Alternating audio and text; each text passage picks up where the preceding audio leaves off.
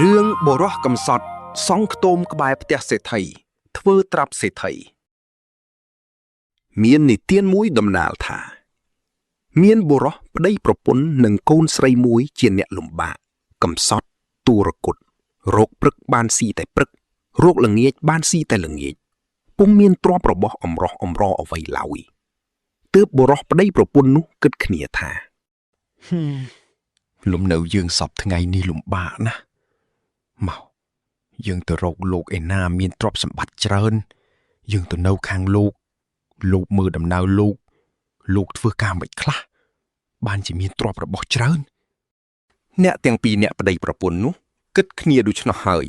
ក៏រុះរើខ្ទមទៅសង់នៅក្បែរខាងផ្ទះសេដ្ឋីនោះឯងតែងប្រើខ្ញុំឲ្យទៅជួញប្រែធ្វើស្រែចម្ការបានទ្រព្យរបស់បំពេញឃ្លាំងពុំដែលដាច់ឡើយឯបុរសប្តីប្រពន្ធនិងកូនមួយបានធ្វើត្រាប់តាមអំពីការទាំងអំបាលនោះរបស់សេដ្ឋីចំណែលងទៅកើតផលប្រយោជន៍បានទ្រព្យរបស់ច្រើនទើបបុរសនោះដឹងគុណមហាសេដ្ឋីហើយក៏យកមាសមួយស្ទុកមកជូនមហាសេដ្ឋីដណ្ដឹងថាហេតុមិនដេចបានជាចៅយកមាសឲ្យអញបុរសប្រាប់ថាត្បិតខ្ញុំបាទនេះជាអ្នកកំសត់ទុរគុត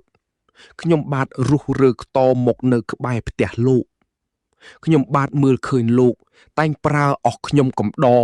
ឲ្យទៅជួញប្រែធ្វើស្រែកាប់ចំការឲ្យបានជាទ្រព្យរបស់មកខ្ញុំបាទប្តីប្រពន្ធនិងកូនមួយធ្វើត្រាប់អំពីការទាំងនោះតាមលោកក៏បានជាអ្នកមានទ្រព្យរបស់លាស់ខ្ញុំកំដរទិញគោក្របីបានប្រើជាច្រើនទើបខ្ញុំបាទរលឹកដល់គុណលោក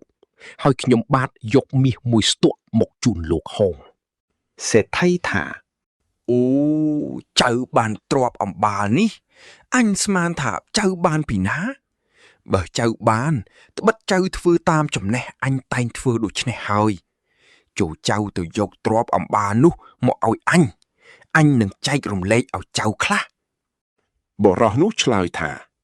ត្បិតខ្ញុំព្រះបាទធ្វើអំពីការត្រាប់តាមលោកបានទ្រព្យរបស់អំបាលនេះខ្ញុំបាទរលឹកគុណលោកទើបខ្ញុំយកមាសមួយស្ទុកមកជូនខ្ញុំបាទយល់ថាលោកនឹងយកតែប៉ុណ្ណេះបើលោកប្រើខ្ញុំបាទឲ្យទៅយករបស់ខ្ញុំបាទទាំងអស់មកខ្ញុំបាទពុំយកមកជូនទេសេដ្ឋីនិងបុរសនោះប្រកែកដណ្ដើមទ្រព្យគ្នាទៅវិញទៅមកទើបសេដ្ឋីនាំបុរសនោះទៅដល់ចៅក្រមជំនុំពិចារណាចៅក្រមជំនុំជម្រះរឿងនោះពុំបានទើបនាំសេដ្ឋីនិងបុរសនោះទៅគាល់ព្រះមហាក្សត្របុរសនោះក្រាបបង្គំទូលថាខ្ញុំព្រះបាទអម្ចាស់នេះនៅក្បែរផ្ទះសេដ្ឋីនេះខ្ញុំព្រះបាទអម្ចាស់យល់គាត់តែងប្រែខ្ញុំកំដរគាត់ឲ្យទៅជួញប្រែធ្វើស្រែចម្ការបានទ្រព្យជាផលប្រយោជន៍ផ្ទាល់ខ្លួនគាត់ហើយខ្ញុំព្រះបាទអម្ចាស់ប្តីប្រពន្ធនិងកូនមួយយកខ្លួនធ្វើនៅអំពើការទ្រព្យតាមគាត់បានទ្រព្យរបស់លាស់ខ្ញុំទិញគោក្របីទើបខ្ញុំព្រះបាទអម្ចាស់គិតដល់គុណគាត់ហើយយកមាសមួយស្ទុកទៅឲ្យគាត់ពុំយកតែមាសមួយស្ទុកនេះឡើយគាត់ប្រើខ្ញុំព្រះបាទអម្ចាស់ទៅយកទ្រព្យរបស់មាសប្រាក់មកឲ្យគាត់ទាំងអស់ហើយគាត់នឹងចែកឲ្យខ្ញុំព្រះបាទអម្ចាស់វិញខ្ញុំព្រះបាទអម្ចាស់ពុំយកទ្រព្យទាំងនោះមកឲ្យគាត់ទើបគាត់នាំខ្ញុំព្រះបាទអម្ចាស់ទៅប្តឹងចៅក្រមឲ្យជំនុំជម្រះពិចារណាចៅក្រមជំនុំពុំបានសេចក្តីទាំងនេះពុំជេរសូមទ្រង់ព្រះចិន្តាពិចារណាឲ្យខ្ញុំព្រះបាទអម្ចាស់ហងទើបព្រះមហាក្សត្រទ្រង់ត្រាស់ដណ្ដឹងទៅសេដ្ឋីថាមនាលព្រះស្ដែងដំណើរព្រះស្ដែងតើដូចម្ដេចសេដ្ឋីក្រាបទូលថាដំណើរសេដ្ឋីនៃខ្ញុំព្រះបាទអម្ចាស់នេះដោយពាក្យបរោះក្រាបទូលនេះហោង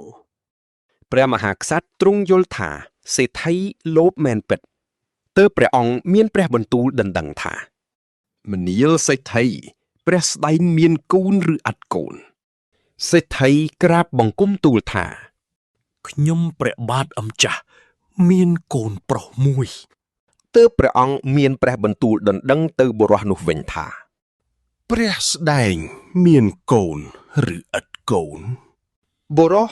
ក្រាបបង្គំទូលថាខ្ញុំព្រះបាទអម្ចាស់មានកូនស្រីមួយព្រះមហាក្សត្រមានព្រះបន្ទូលថា ម្នាលព្រះស្ដែងទាំងពីរអើយម្លេះហើយកុំខឹងនឹងគ្នាទៅវិញទៅមកអញឲ្យព្រះស្ដែងទាំងពីរចងពុននឹងគ្នាឲ្យកូនប្រុសសេដ្ឋីនិងកូនស្រីអ្នកជាប្តីប្រពន្ធនឹងគ្នាទៅដើម្បីឲ្យទ្រព្យរបស់ព្រះស្ដែងទាំងពីរនាក់មូលទៅលើកូននោះឯង សេដ្ឋីនិងបុរសស្ដាប់ព្រះបន្ទូលដូច្នោះហើយចូលចិត្តក៏ក្រាបថ្វាយបង្គំលាទៅលំនៅអាត្មារិះរោគប្រដាប់ការកូនទាំងពីរសម្រេចដោយប្រការអំបាលនេះហោង